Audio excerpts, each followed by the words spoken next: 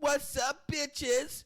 And welcome to another episode of Binge or Cringe. And that's where we watch a show that's streaming on one of those platforms and tell you if it's binge-worthy or cringe-worthy. And today, Caroline and I will be discussing Season 6, which is the final season of Bojack Horseman, the critically acclaimed animated Netflix show.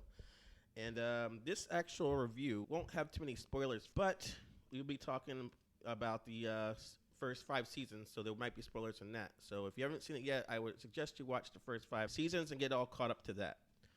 So, ready, Caroline? I am so ready. All right. So, let's give you a little backstory. In the previous season, Bojack was just checking himself into rehab for being addicted to, was it like painkillers or muscle relaxers? And alcohol. He was like mixing. So then he has to deal with being sober, has to do a lot of group therapy. Another patient keeps taking his stuff. Do you recall? Or saying that it belongs to Beverly. Also, he has that regret from all the people in his past, and including that guilt that he has over the death of his former co-star Sarah Lynn. So with all that in the first episode, which was interesting, I found is that they're kind of treating it with different flashbacks to when we believe that was his first time drinking, but then it keeps cutting back to another point in his life earlier, and then you kind of look at the fact that he was neglected from his parents and all the abuse he got mentally and I guess emotionally. And you're like, I don't think he ever had a chance. No. When you finally figure out when he first took a drink. So then Princess Caroline is a workaholic talent agent, and she's juggling her career and her newly adopted baby porcupine. And it's got some really clever visuals of her going through the motions. And I was thinking to myself the whole time the episode, why did she not think this is going to be hard? I know. I know. I thought that the way they handled that was really cool, visually, you were saying. And it was it was as if she had never considered that it was going to be difficult to be a single mother while also managing this company or whatever. Yeah. Come on. I don't You're get smarter than that. Yeah. So while that's going on, we get to Diane. She works for Girl Crush, and she's not happy with it. So she moves to Chicago. And this is causing her to have some effects with her mental stability as well as her depression, I guess. And also it affects her physical appearance, as we see later. I must admit I was kind of shocked when you see her physical appearance change. But I was like, well, she is in Chicago, so that's going to pretty much happen. It wasn't because of that. It was because she started taking medication. You think so? Oh, I thought, because Chicago pretty much deep fries everything. No. You deep fried salad in Chicago. No. Weight gain is a common side effect on. Okay. She was on antidepressants. That's so common. But she's growing her hair out a little bit, which, personally I like that better, but that's just me. Now to your favorite character, Todd. We finally get to meet his parents. And there's a little backstory of what's going on with his mother, but you still get all the Todd shenanigans. He's the first season he starts as a hacker, but not the type of hacker you guys think. And also he's working on the untitled Princess Caroline project. Does it have legs? I think it would. Yeah, that was a good miscommunication episode right there. Getting to my favorite character, Mr. Peanut Butter. He recently cheated on his girlfriend in the last season, Pickles, and the effects are beginning to show emotionally to him, as well as on the set on his new TV show Birthday Dad.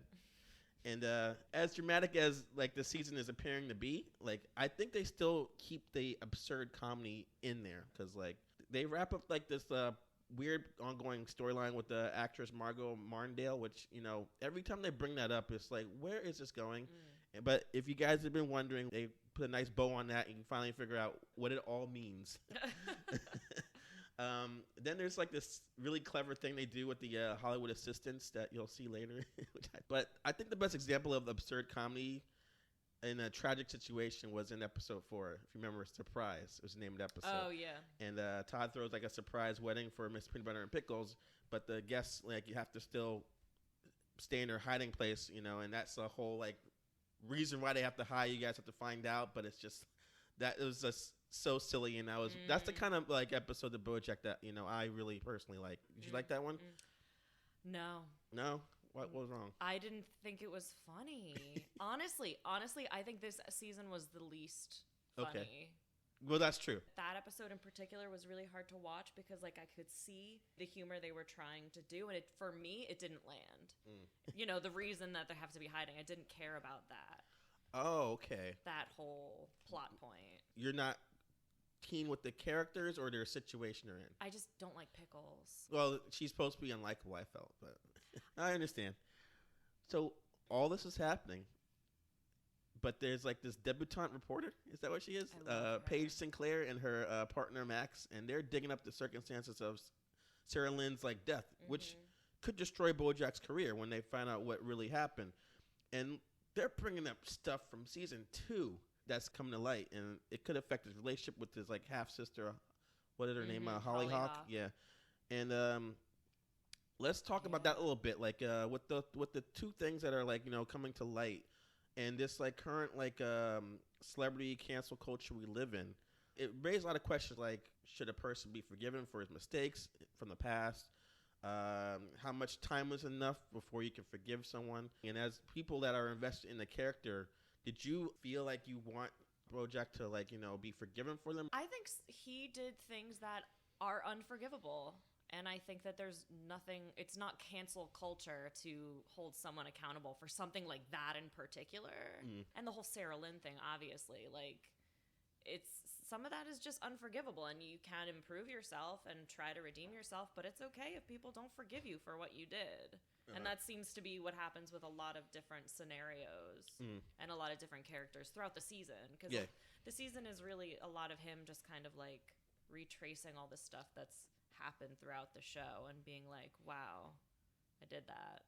Yeah. He's trying to go on a different path, but then everything that happened before is coming back. So that's what's tough, because it's like you're trying to like be a better person, but no one knew about that stuff before, so it's coming up again.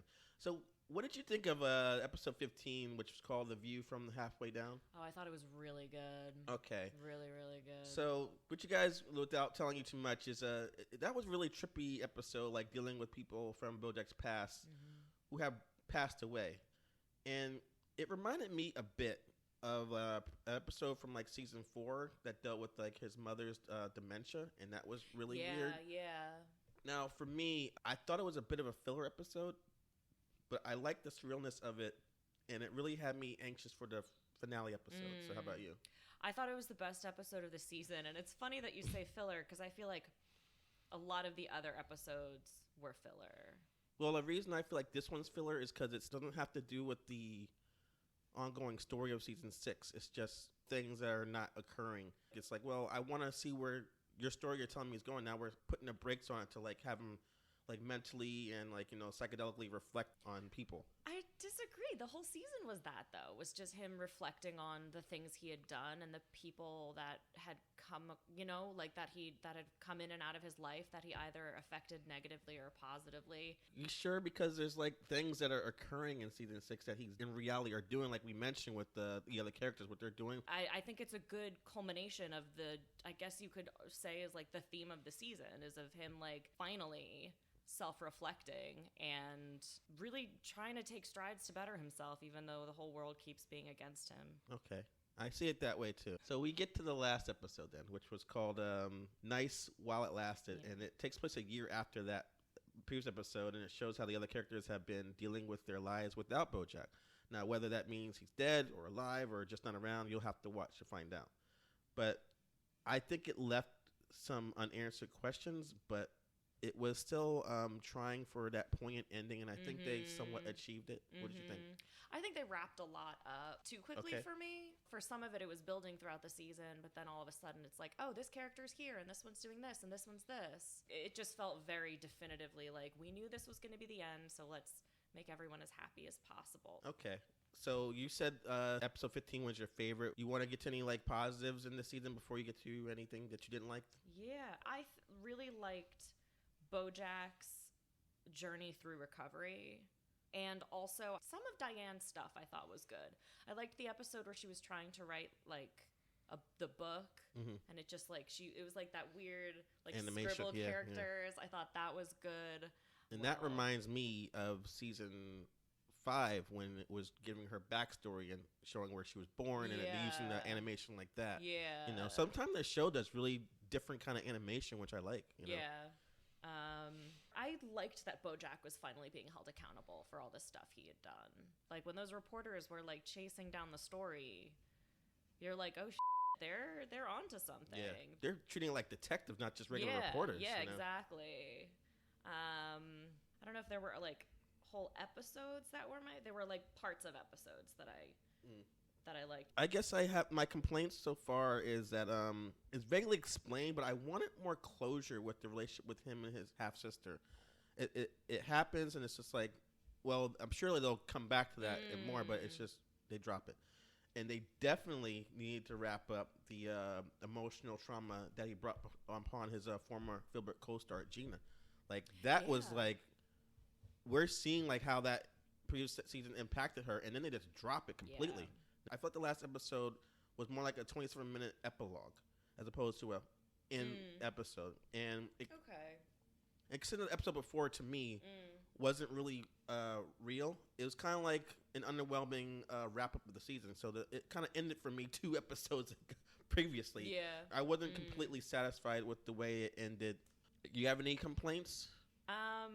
Yeah, I agree. I like that you bring up Gina because I think wasn't she in like one scene in this season? Yeah, one episode, yeah. One episode, and like they barely do anything with it, and then they drop it. And I feel like they did a lot, just in general, with a lot of little things in this season that they like introduce for half an episode and then never go back to it. Speaking of season 2, which she's being held accountable for, I really wanted to see how those 2 characters were going to be affected as it went to the end. And they dropped that once, you know, we get to like the bulk of what's happening with the whole like, you know, investigation. Yeah. So the first few episodes are almost like character centric, where it's like the first one follows Bojack at the beginning of his story. And then the next one we follow Princess Carolyn with the baby. And then the next one was Diane. Yeah. And then they start to like fall back into like the regular flow of the show. Yeah. And then there was like this one thing with Diane where she's like investigating this corrupt company. I thought that was wrapped up fine. You didn't like that? No. Because then it was just like, okay, we're just gonna be okay with that. We're not working there anymore. Yeah, I can't say what the reason is, but they had a really funny explanation of why that whale was getting away with it. Yeah. Seriously, Diane. That's very outside of her character to never even mention it again. You know? Okay.